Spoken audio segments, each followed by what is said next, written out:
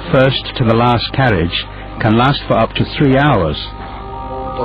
The water served on the train comes from a special source and arrives sealed. The food is also scanned by a special research body before being stowed aboard. Nobody can touch it. The rare passengers describe sumptuous banquets and the performances of Kim Jong-Il's pleasure group. But the dictator feels isolated in a changing world, a world that has become dangerous.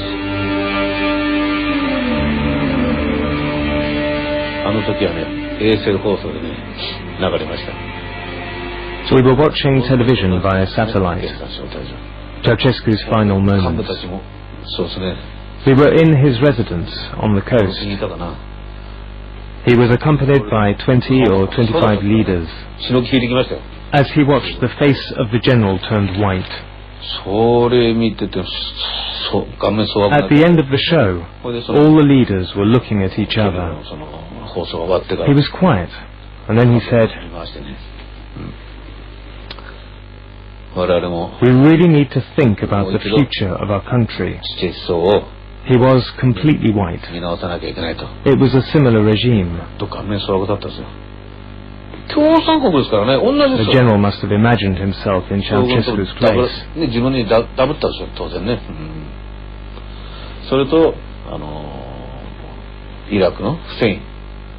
Later, he saw Saddam Hussein's statue knocked down. I was also with him on that day. Do you know what he said? Hussein is an idiot. That's all.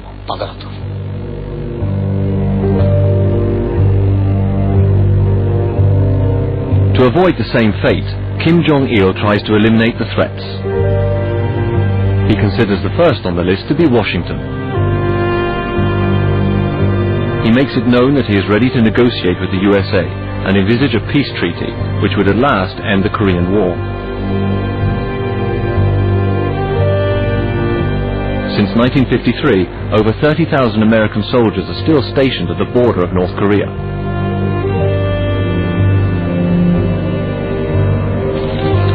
To oblige Bill Clinton, he agrees to meet the South Korean President Kim Dae-jung.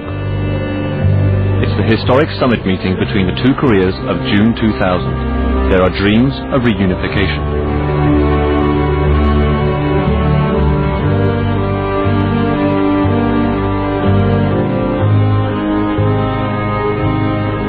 Everyone always makes the comparison to Germany. And the situation on the Korean Peninsula is the stakes are much, much higher. First of all, West Germany was about twice as large as East Germany in population, it was 3 times as large in population. In the case of the Koreas, South Korea is only twice as large. The income gap between the two Germanys was probably about half. In the case of North Korea, it's probably 15 or 20 times the income gap between South Korea and North Korea. The stakes are much higher than in the case of German unification. While the world celebrates the renewal of ties between the two Koreas, Kim Jong-il is really pursuing a different objective than hypothetical reunification. His main goal is to humor Clinton.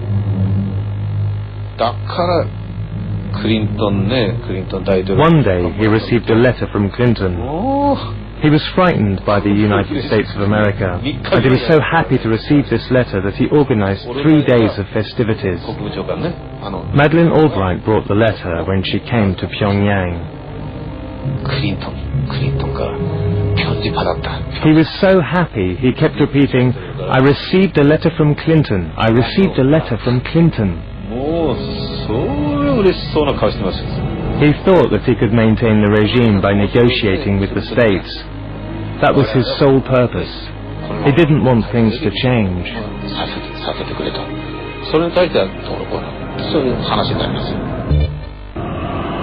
To celebrate this budding reconciliation, Kim Jong-il drags the Secretary of State to one of the opening performances of Arirong, a show with no equivalent in the world, in the huge stadium of Pyongyang.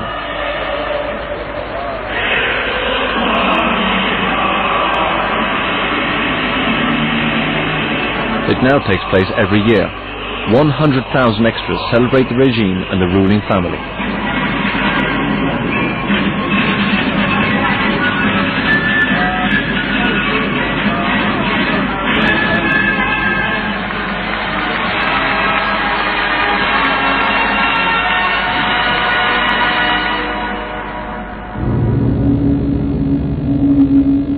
A month later, George Bush is elected President of the United States.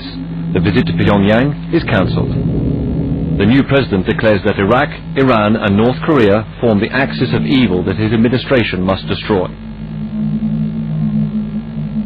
George Bush becomes the star of North Korean propaganda.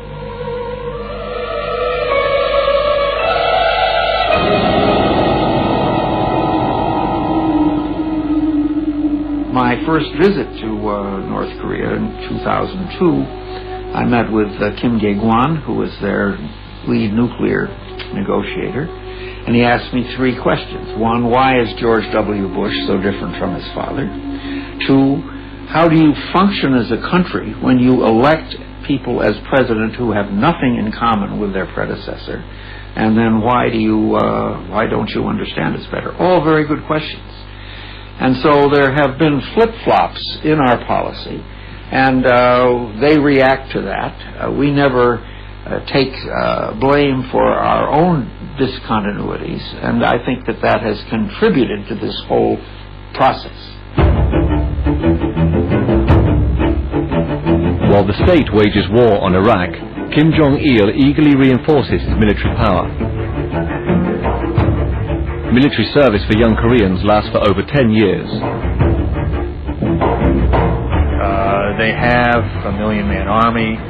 They have a great deal of quantity of weapons, but the quality is not good. It's outdated, and it's likely deteriorating. So, for example, their tanks. Their latest tank is a 1950s, 1960s era T-62 variant, which clearly could not stand up to the South Korean or U.S. tanks. Even a later generation tank called the T-72 that Iraq had was no match for U.S. and South Korean modern tanks. That said, they have thousands of them. So they have 13,000 or so artillery systems that could hit Seoul right now without even having to move forward. They have over 100,000 special forces. They have a very forward deployed military. 60 or 70% of their military, of their entire military, is pre-deployed near the DMZ within 60 or 70 miles. So they could inflict hundreds of thousands of casualties and great damage on South Korea.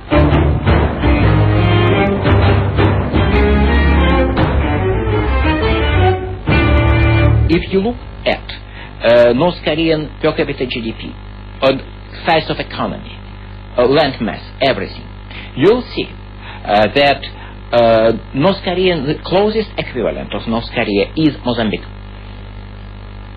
And who does care about Mozambique? Would you be sitting in my office? Have I been doing Mozambique? Probably not.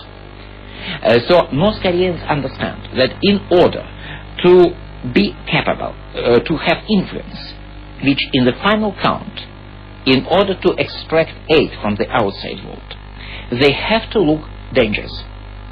And in order to look dangerous, in order to be taken seriously, they could do nothing best, nothing better, but to develop nuclear weapons.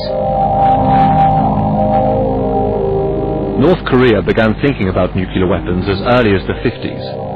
Today, it is the absolute priority.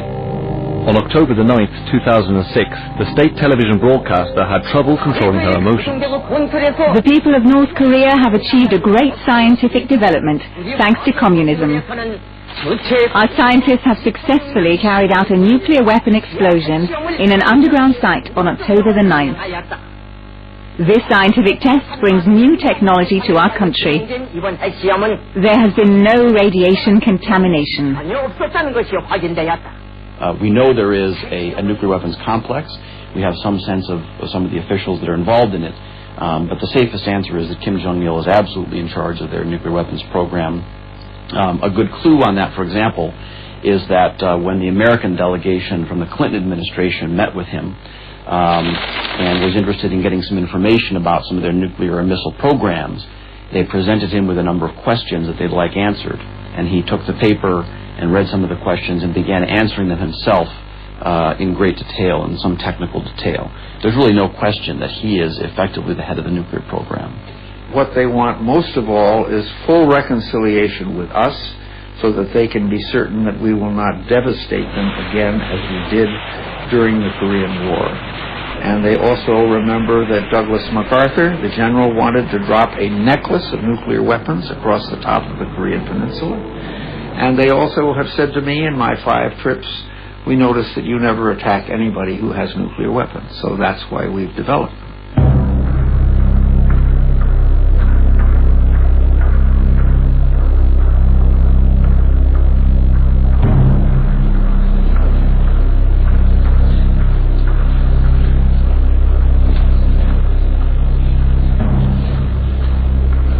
As many as 8 or so nuclear weapons. We're not sure if all of them have been developed. North Korea claims they've weaponized all their plutonium. They are working on developing an intercontinental ballistic missile capability against the U.S. They've sent it downrange about 2,500 miles so far. The U.S. intelligence community unclassified estimates are that within 10 years they could probably threaten all of the continental U.S. with a nuclear warhead. They already have 600 missiles that can already target all of South Korea, 300 missiles that can already target all of Japan. So, their capability is declining in some aspects, but increasing in others.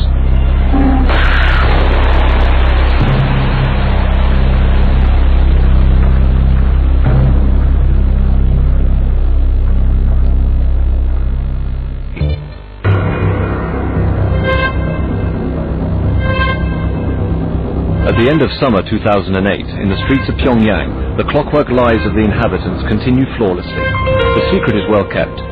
Kim Jong-Il has disappeared. The regime dissembles, but Seoul and Beijing are worried. Nobody knows who is ruling North Korea.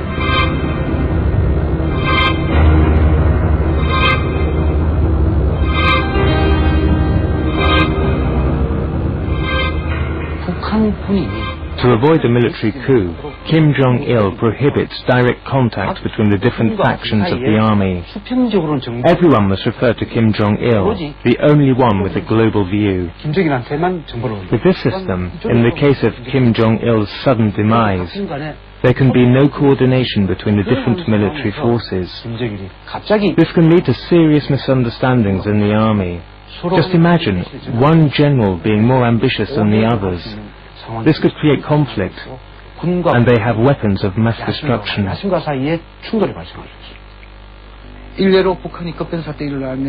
the regime collapses, this could result in North Korean arms dealing outside of the country in terrorist networks, and a massive exodus of refugees. They could go to China by crossing the border, or to South Korea via the Western Sea or the Eastern Sea. Can you imagine 10 million refugees landing in Seoul? It would be an economic disaster for South Korea.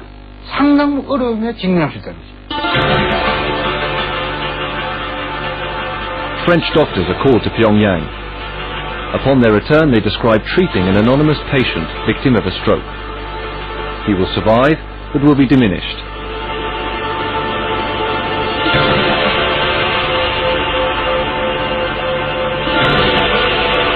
In the interim, Kim Jong-il's stepbrother takes over his responsibilities, a way for the family to maintain authority while filling the void of government, a 10-month-long void.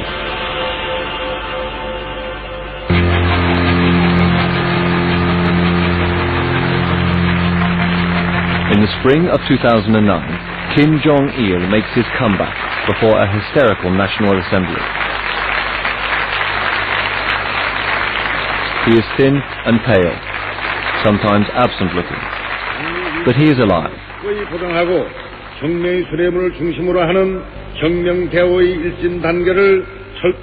it is not clear that the elite themselves are all together. And once Kim Jong-il dies, it is quite possible that splits among the elite will emerge, and indeed these could actually turn into violent disputes. Kim Jong-il knows he has to decide on his succession quickly. He has 3 sons and will have to select the one to appear at his side.